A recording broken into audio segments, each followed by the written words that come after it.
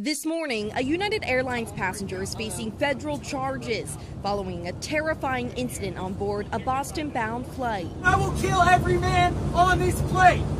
According to court documents, about 45 minutes before landing the cross-country trip from Los Angeles, the flight crew was notified that an emergency exit door on the plane had been disarmed. A flight attendant discovered the door's handle had been moved out of the fully locked position.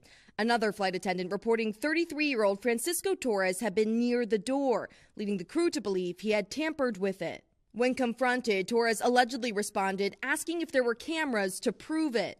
Witnesses say that's when he got out of his seat, approached two flight attendants in the aisle, and allegedly attempted to stab one of them in the neck 3 times with a broken metal spoon. We started hearing his voice get louder and louder. He was clearly agitated. Passengers on board the plane, seen in this video shared by witness Lisa Olson, tackled and restrained the suspect. There were probably 4 or 5 men that restrained him on the ground. Torres later admitting to investigators he knew if he opened the door, many people would die. Also claiming self-defense during the altercation, saying he made the weapon on board in the bathroom. Just how unusual is this degree of violence?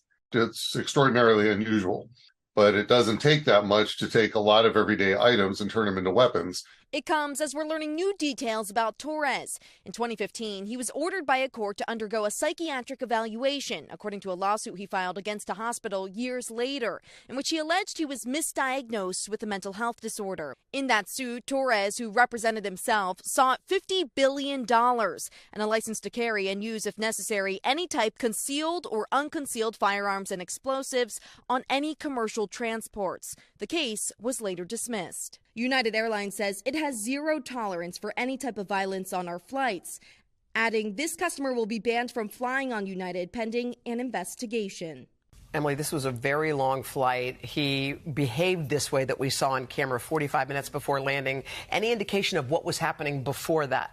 So even before this 5.5-hour flight took off, Torres appeared to show some kind of interest in the emergency exit door. Investigators say he actually asked one of his fellow passengers about where the door handle was located on the safety car during the initial safety briefing. He's due in court later this week. If convicted, he could face up to life in prison. Wow. All right, Emilie, thank you so much.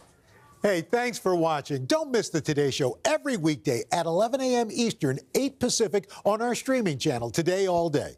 To watch, head to today.com/allday or click the link right here.